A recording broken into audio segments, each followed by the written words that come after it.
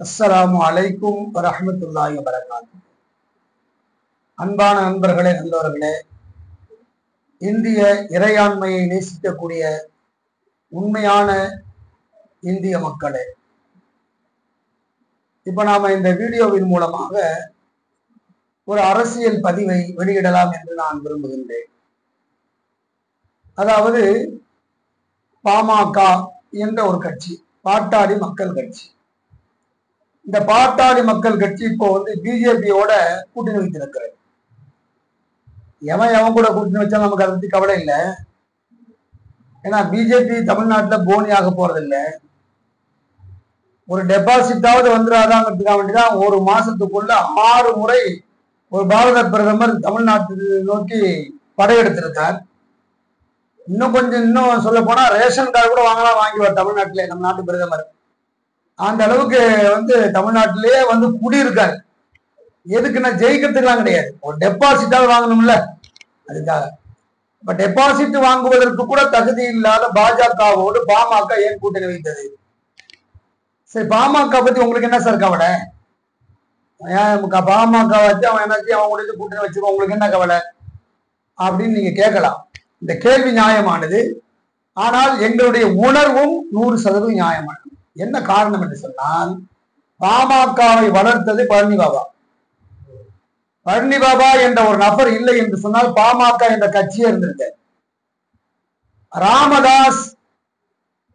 Doctor Ramadoss தமிழகத்தில் இன்று எல்லோருக்கும் தெரிந்த ஒரு ஃபேமஸான ஃபிகராக, ஒரு மனிதராக இருக்கிறார் என்று சொன்னால் அதற்கு பழனி பாபாவின் ஒரு மிகப்பெரிய உழைப்பு உரமாக போடப்பட்டிருக்கு. ஒரு நன்றி கெட்டவர்களாக பாமக இருக்கிறார்கள்.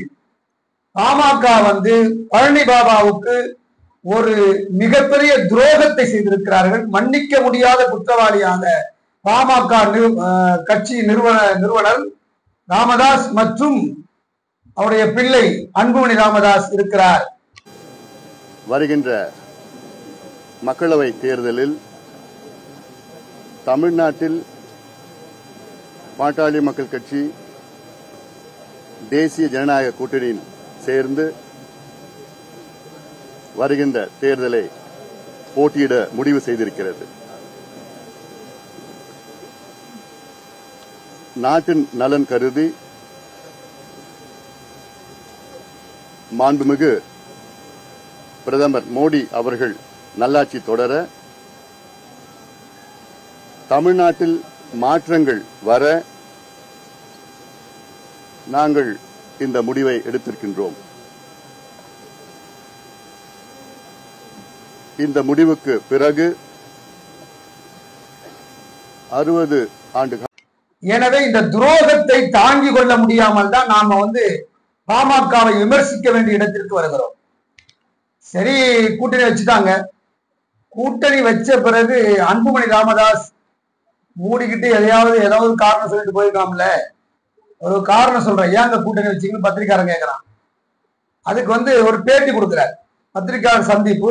அன்புமணி ராமதாஸ் கூட்டணி கையெழுத்தானு ஒரு பேட்டி, ஒரு அறிக்கை விடுறார். அந்த அறிக்கை என்ன சொல்றாருன்னா, மிகச்சிறந்த கடந்த 10 ஆண்டு கால பிஜேபியின் ஆட்சி தொடர வேண்டும் என்பதற்காக வேண்டி கொள்கை கூட்டணி வைத்திருக்கோம் அப்படிங்கிறார். 10 ஆண்டு காலமாக பாட்டாளி மக்கள் கட்சி டெல்லியிலே தேசிய ஜனநாயக கூட்டணியின் அங்கமாக இருந்து வருகிறது. வருகின்ற மக்களவை தேர்தலில் தமிழ்நாட்டில் பாட்டாளி மக்கள் கட்சி தேசிய ஜனநாயக கூட்டணியில் சேர்ந்து வருகின்ற தேர்தலை போட்டியிட முடிவு செய்திருக்கிறது.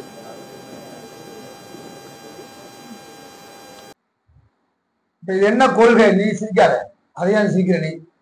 அப்படிலாம் சிரிக்க கூடாது. அவன் ஒரு கொள்கை வச்சிருப்பான். பாருங்க, எல்லாம் சிரிக்கிறாங்க. எனக்கு சிரிப்பு வருது, வீடியோவில் சிரிக்க கூடாது. ஊரே சிரிக்குது பாமகவுடைய இந்த அன்புமணி ராமதாஸுடைய அறிக்கையை கேட்டு. அப்படிதானப்பா? சரி சரி, ஓகே, எது எப்படிதான் பரவாயில்ல. வரக்கூடிய தேர்தலில் யாருக்கு வாக்களிக்க வேண்டும் என்பதை விட யாருக்கு வாக்களிக்க கூடாது என்பதில் மிகுந்த கவனத்தோடு இருந்து இந்திய மக்கள் வாக்களித்தாக வேண்டும். சரி, இந்த அன்புமணி ராமதாஸ் சொன்ன அறிக்கை சரியானதா அப்படின்னா முற்றிலும் ஒரு தற்குறித்தனமான, முட்டாள்தனமான, அடிமைத்தனமான அறிக்கை. தன்னுடைய குடும்ப சொத்தை பாதுகாத்துக் கொள்வதற்காக பிஜேபியை ஆதரித்து கூட்டணி வைத்திருக்கிறார்கள் என்பது அரசியல் நோக்கர்களின் கருத்தாக இருக்கிறது. அது உண்மையாக இருப்பதற்கு நிறைய முகாந்திரங்கள் இருக்கு. சும்மா அவனை யாரும் சொல்லிட முடியாது. அவர் என்ன சொல்றாரு அப்படின்னாக்க, என்ன கொள்கைன்னு ஒண்ணு புரியல. பாமகவுக்கும் பாஜகவுக்கும் என்ன கொள்கை ஒண்ணு புரியல. அது அவர் விளக்குனா பரவாயில்ல, அது விளக்கல விட்டுருங்க. சரி, 10 ஆண்டு கால சிறந்த ஆட்சி தொடர வேண்டும் என்பதற்காக கூட்டணிங்கிறார். கடந்த 10 ஆண்டுகளில் 52 இன்ச் என்ன செய்திருக்கு நாட்டுக்காங்க? ஒரே ஒரு பொதுத்துறை நிறுவனத்தை உருவாக்கி இருக்கிறதா? இல்ல. சரி, ஏற்கனவே இருக்கின்ற பொதுத்துறை நிறுவனத்தை உயர்த்தி இருக்கிறதா, மேம்படுத்தி இருக்கிறதா? அதுவும் பண்ணல. அப்புறம் என்ன ஆணியை புடுங்கினார் மோடி 10 ஆண்டுகளில் என்று அன்புமணி ராமதாஸை பார்த்து எல்லோரும் கைகொட்டி சிரித்து கேள்விகளை கேட்டுக்கொண்டிருக்கிறார். இந்த கோமாளித்தனம், அரசியலில் இதுவெல்லாம் சகஜமப்பா என்று சொல்லிவிட்டு கடந்து விட முடியாது. இந்த தேர்தல் மிகப்பெரிய தன்மானத்திற்கும் இந்தியாவின் இறையாண்மைக்குமான போராட்டம், நீதிக்கும் அநீதிக்குமான போராட்டம். ஒரு சாதாரண தேர்தலாக இந்த தேர்தலை உலகமே உற்று நோக்கி கொண்டிருக்கிறது. பாருங்க, தேர்தலை அறிவிக்கிறது 4 நாளைக்கு முன்னாடி சிஏஏ சட்டத்தை அமலுக்கு கொண்டு வந்துட்டாங்க. எவ்வளவு பெரிய திமிரு தெனாவட்டு இருந்தா எலெக்ஷன் வருது, மக்கள் என்ன நினைப்பான் அப்படிங்கிற ஒரு பயம் கூட இல்லாமல் சிஏஏ சட்டத்தை அமல்படுத்துறான் அப்படின்னா எவ்வளவு பெரிய திமிரு இருந்திருக்க வேண்டும் பிஜேபிக்கு. அதாவது தகுதிக்கு மீறிய திமிரும் மிதமிஞ்சிய தலைக்கணமும் பிஜேபிக்கு எப்போ இருக்கு? என்ன காரணம் தெரியுமா? இவிஎம் மீது அவர்களுக்கு இருக்கக்கூடிய நம்பிக்கை. எவன் ஓட்டு போட்டாலும் எனக்குத்தானே விழப்போகுது அப்படிங்கிற ஒரு அசால்ட்டான நம்பிக்கையில் தான் இப்படியெல்லாம் அத்துமீறி அயோக்கிய தனத்தில் பிஜேபி அன்றாடம் செயல்பட்டு கொண்டிருக்கிறது. அதற்கும் இந்த தேர்தல் சாவு மணி அடிக்கும். மோடி இந்தியாவிலேயே இருக்காமல் துரத்தப்படுவார் என்று நாம் எதிர்பார்த்து காத்திருக்கிறோம். நடக்கும், இன்ஷா அல்லாஹ் நடந்தே தீரும். ஒன்று, அதற்கு 2 காரியத்தை நீங்கள் செய்யணும். இந்திய மக்களில் இஸ்லாமிய அல்லாதவர்கள் ஒன்றை செய்ய வேண்டும், இஸ்லாமியர்கள் 2 செய்யணும். இஸ்லாமிய அல்லாத சகோதரர்கள் பிஜேபிக்கு எதிராக வாக்களிக்கணும். 2வது, முஸ்லிம்கள் என்ன பண்ணணும் அப்படின்னாக்க பிஜேபிக்கு எதிராக வாக்களிக்க வேண்டும், இறைவனிடத்தில் முறையிட வேண்டும். இந்த 2 முஸ்லிம்கள் செய்ய வேண்டும். இந்து சகோதரர்கள் பிஜேபிக்கு எதிராக வாக்களிக்க வேண்டும். இந்த 3 நடந்து விடுமானால் மோடி இந்தியாவிலே இருக்க மாட்டார். அந்த அளவுக்கு மிகப்பெரிய அநியாயம்.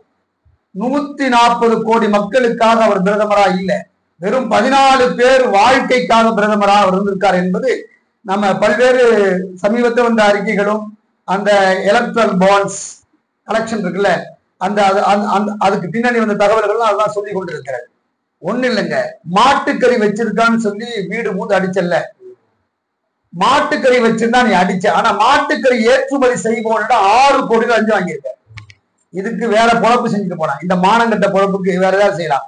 மாட்டுக்கறி வச்சிருந்தா அடிப்பீங்களா, கொலை செய்வீங்களா?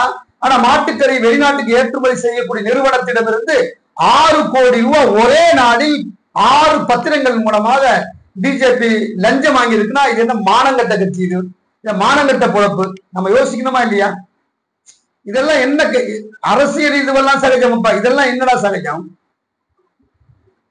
அன்புமணி ராமதாஸை பார்த்து நான் நேசத்தோடு ஒரு கேள்வி கேட்க விரும்புகிறேன். சார், பிஜேபியின் கடந்த 10 ஆண்டு கால நல்லாட்சி தொடர வேண்டும் என்பதற்காக நாங்கள் கூட்டணி வைத்தோம் என்று கொஞ்சமும் கூச்சம் இல்லாம, வெட்கமே இல்லாம எப்படி சார் உங்களால் சொல்ல முடியுது? ரொம்ப வருத்தமா இருக்கு. பில்கிஸ் பானுடைய குடும்பத்தை படுகொலை செய்து பில்கிஸ் பானை கற்பழிப்பு செய்த அந்த கொடூரத்தை 10 ஆண்டு கால சாதனை என்கிறீங்களா? ஆசிஃபாவை கொலை செய்தது 10 ஆண்டு கால சாதனையா? நிருபமாவை கொலை செய்தது 10 ஆண்டு கால சாதனையா? கீர்த்திகாவை கொலை செய்தது 10 ஆண்டு கால சாதனையா? தூத்துக்குடியில் 11 பேரை கொலை செய்தது 10 ஆண்டு கால சாதனையா? மணிப்பூரில் நிர்வாண ஊர்வலம் நடத்தியது 10 ஆண்டு கால சாதனையா? நீங்க எதை சார்ந்து 10 ஆண்டு கால சாதனைங்கிறீங்க? சிஏஏ சட்டம் கொண்டு வந்தது 10 ஆண்டு கால சாதனையா? முத்தலாக் தடை சட்டம் 10 ஆண்டு கால சாதனையா? பொது சிவில் சட்டம் 10 ஆண்டு கால சாதனையா? காஷ்மீர் 370 தனிப்பிரிவு நீக்கம் 10 ஆண்டு கால சாதனையா? அதாவது முஸ்லிம்கள்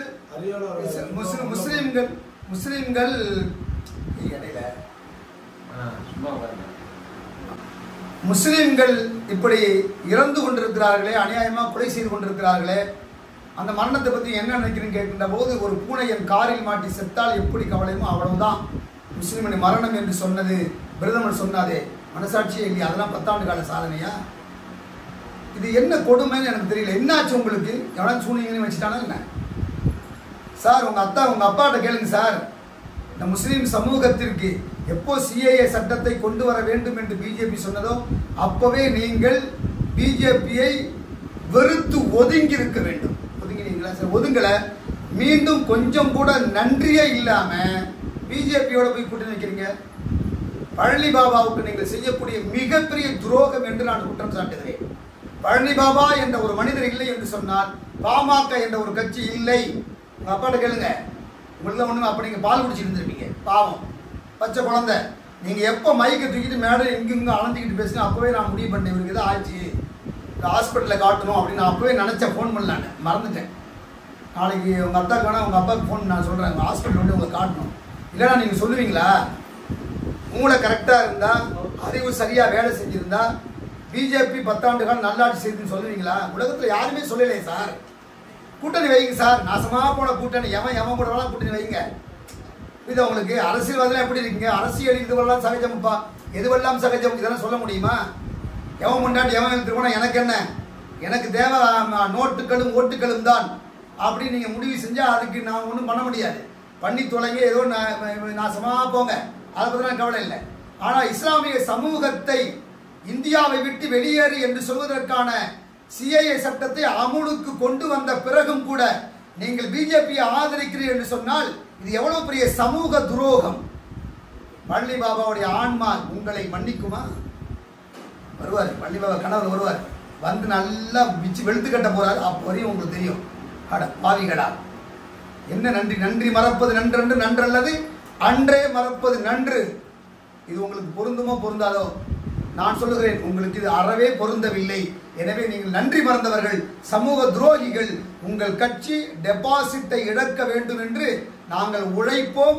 என் உயரிய என் இறைவனிடம் இருகரம் ஏந்தி இதயம் அழுக பிரார்த்திப்பேன். நன்றி. அஸ்ஸலாம்.